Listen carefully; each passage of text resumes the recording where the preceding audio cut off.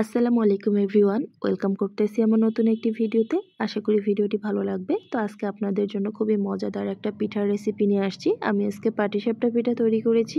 তো কিভাবে সহজ উপায়ে নরম তুলতুলে পাটিসাপটা পিঠা তৈরি করবেন সেই রেসিপি আপনাদের সাথে শেয়ার করতেছি। আশা করি রেসিপিটি আপনাদের কাছে অনেক ভালো লাগবে। তো রেসিপিতে চলে যাই। এখানে আমি 1 কাপ চালের গুঁড়া নিলাম আর সাথে দিয়ে দিলাম হাফ কাপ ময়দা। এখানে আপনি আটাও ব্যবহার করতে পারবেন। তারপরে দিয়ে দিলাম হাফ টেবিল চামচের মতো লবণ। তারপর এখানে আমি 2 টেবিল চামচ চিনি অ্যাড করে দিচ্ছি। চিনি অ্যাড করে দেওয়ার পরে এখন আমি এখানে গুঁড়া দুধ অ্যাড করে দিব। আপনারা চাইলে গুঁড়া দুধটা স্কিপ করতে পারেন, হাতের কাছে না থাকলে দেওয়ার কোনো প্রয়োজন নেই আমি বলবো। আমি এখানে হাফ কাপ গুঁড়া দুধ দিয়ে এখন সবকিছু নেড়েচেড়ে ভালোভাবে মিশিয়ে নিচ্ছি। ভালোভাবে মিশিয়ে নেওয়ার পরে এখানে আমি একটু একটু করে হালকা কুসুম গরম পানি অ্যাড করে দিব আর একটা ব্যাটার তৈরি করে নিব পাটিসাপটা পিঠার জন্য। আমার এই রেসিপি দেখে নতুন রাঁধুনি যারা আছেন তারাও করে নিতে পারবেন, খুব ইজিভাবে পাটিসাপটা পিঠা তৈরি করতে পারবেন। তো আমি একটু একটু করে পানি দিয়ে স্মুথ একটা ব্যাটার তৈরি করে নিলাম। দেখতে পাচ্ছেন আমার ব্যাটারটার ঘনত্বটা আমি দেখিয়ে দিচ্ছি কীরকম হবে, একটা চামচের সাহায্যে দেখিয়ে দিলাম, ঠিক এরকম হবে আমার ব্যাটারের ঘনত্বটা। তো এক সাইডে রেখে দিলাম আর এদিকে আমি একটা বাটিতে 2 টেবিল চামচ চালের গুঁড়া নিয়ে এখন আমি কিছুটা লিকুইড দুধ অ্যাড করে দিলাম। দেওয়ার পরে এখন নেড়েচেড়ে ভালোভাবে মিশিয়ে নিচ্ছি। আমি পাটিসাপটার জন্য যে পুরটা ভিতরে তৈরি করব, তো তার জন্য আমি এই লিকুইডটা রেডি করে নিলাম। তারপরে আমি একটা ফ্রাই প্যান চুলায় বসিয়ে দিয়ে আমি এখানে দুধ দিয়ে দিলাম কিছুটা পরিমাণ মতো। তো দেওয়ার পরে দুধটা আমি আগে থেকেই জাল করে নিয়েছিলাম আর দুধটা বেশ ঘনও ছিল।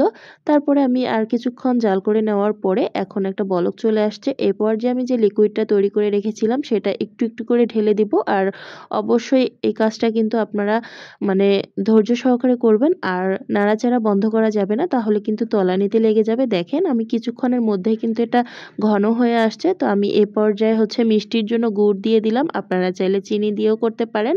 তো আমি গুড় দেওয়ার পরে কিছুক্ষণ নেড়ে চেড়ে আরও কিছুটা ঘন করে নিলাম। এটা ঠান্ডা হয়ে গেলে এমনিতেই আরও কিছুটা ঘন হয়ে যাবে। তো এ পর্যায়ে আমার ভিতরের পুরটা তৈরি হয়ে গেছে। আমি এখন চুলা থেকে এটাকে নামিয়ে নিব আর এখন পাটিসাপটা পিঠাগুলো তৈরি করার জন্য আরেকটা চুলায় আমি ফ্রাই প্যান বসিয়ে দিয়েছি। পিঠা বানানোর জন্য প্রথমে আমি যে লিকুইডটা তৈরি করে রেখেছিলাম সেখান থেকে আমি 2 চামচ মতো ফ্রাই প্যানে দিয়ে নিলাম আর ফ্রাই প্যানে দিয়ে দেওয়ার পরে এখন একটু ঘুরিয়ে ঘুরিয়ে একটা রুটি শেপ করে নিচ্ছি আর এটা কিন্তু খুবই পাতলা হবে। তো আমি এভাবেই সবগুলো পাটিসাপটা তৈরি করে নেব। কিছুক্ষণ ঢাকনা দিয়ে ঢেকে দিচ্ছি, তারপরে দেখবেন যে পিঠাটা হয়ে গেছে। অটোমেটিক এটা আপনার ফ্রাই প্যান থেকে উঠে আসবে। নতুন রাঁধুনি যারা আছেন আমি তাদের দেখা সুবিধার জন্য কোনো স্কিপ করি নাই, সম্পূর্ণ ভিডিওটি দিয়ে দিয়েছি। তারপরে এই যে দেখেন আমি ভিতরের জন্য যে পুরটা তৈরি করে রেখেছিলাম সেই পুরটা উপর থেকে দিয়ে দিচ্ছি আর এখন এভাবে ফোল্ড করে নিচ্ছি। এটা আসলে বলার কিছু নেই, দেখেই বুঝে নিতে হবে। ব্যাস তৈরি হয়ে গেল আমার একটা পাটিসাপটা পিঠা। আর এই পিঠাটা কিন্তু অনেক বেশি সফট হয়েছিল, যেহেতু আমি শুরুতে আপনাদেরকে বলে দিয়েছিলাম যে এখানে আপনারা ময়দা বা আটা ইউজ করবেন, তাহলে আপনার পাটিসাপটা পিঠাটা অনেক সফট হবে, খেতেও ভালো লাগবে। তো আমি আরও একটা পিঠা আপনাদেরকে বানিয়ে দেখিয়ে দিচ্ছি। দেখেন আমি এখানে কিছুটা লিকুইড দিয়ে দিলাম 2 চামচ। তারপরে এখন একটু ঘুরিয়ে ঘুরিয়ে একটা পাতলা রুটি করে নিলাম। তারপরে এখন আবার কিছুক্ষণ রাখার পরে রুটিটা অটোমেটিক ফ্রাই প্যান থেকে ছেড়ে আসবে। তারপরে আপনারা ভিতরে পুরটা দেওয়ার পরে একটু ফোল্ড করে নেবেন। ব্যাস আপনার পাটিসাপটা পিঠা তৈরি হয়ে গেল। তো আমি এভাবে অনবরত সবগুলো পাটিসাপটা পিঠাই তৈরি করে নিয়েছি আর এই পিঠাগুলো খেতে কিন্তু অসম্ভব মজা হয়েছিল। আমি বলবো আমার এই চ্যানেলের পাটিসাপটা পিঠা দেখে যারা পাটিসাপটা পিঠা তৈরি করতে যাবেন তারা কোনো ফেল করবে না। 100% আপনাদের পাটিসাপটা পিঠাটা হবে যদি আমার এই প্রসেস ফলো করে আপনারা পাটিসাপটা পিঠাটা তৈরি করেন। এই শীতে যারা এখনো পাটিসাপটা পিঠা তৈরি করেনি তারা চাইলে কিন্তু পাটিসাপটা পিঠাটা তৈরি করে খেতে পারেন, দুর্দান্ত মজার হয় খেতে। তো আপনাদের সাথে বকবক করতে করতে আমি কিন্তু এক একে সবগুলো পাটিসাপটা পিঠাই তৈরি করে নিচ্ছি। ও আর হ্যাঁ, আপনাদেরকে এখানে একটা টিপস দিয়ে রাখি। আপনারা ফ্রাই প্যানে দেওয়ার পরে যদি দেখেন যে আপনার রুটিটা উঠতেছে না, সেক্ষেত্রে আপনারা কিছুটা রান্নার যে তেল আছে সেটা ব্রাশ করে নেবেন, তাহলে কিন্তু আপনার পিঠাটা খুব সুন্দরভাবে উঠে আসবে আর কিন্তু ফ্রাই প্যানের সাথে লেগে যাবে না।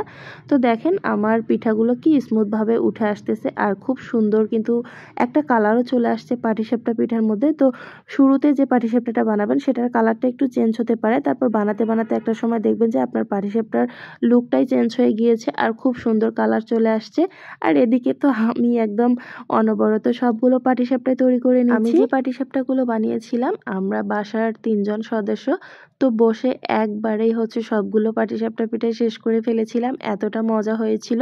বিশেষ করে ভেতরের পুরটা যদি আপনার মজা হয় তাহলেই মনে করবেন যে আপনার পাটিসাপটা পিঠাটা খেতে অসম্ভব মজা লাগবে। তো আমার ভিতরের পুরটা কিন্তু অনেক মজা হয়েছিল যেহেতু আমি গুড় দিয়ে করেছি।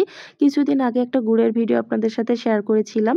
তো সেই গুড় দিয়েই আমি এরকম মজার মজার পিঠা তৈরি করে নিচ্ছি। তো পিঠার ফাইনাল লুক আপনাদেরকে দেখিয়ে দেই কতটা সুন্দর হয়েছে। যদি ভালো লেগে থাকে অবশ্যই আমার চ্যানেল সাবস্ক্রাইব করে আমার পাশে থাকবেন।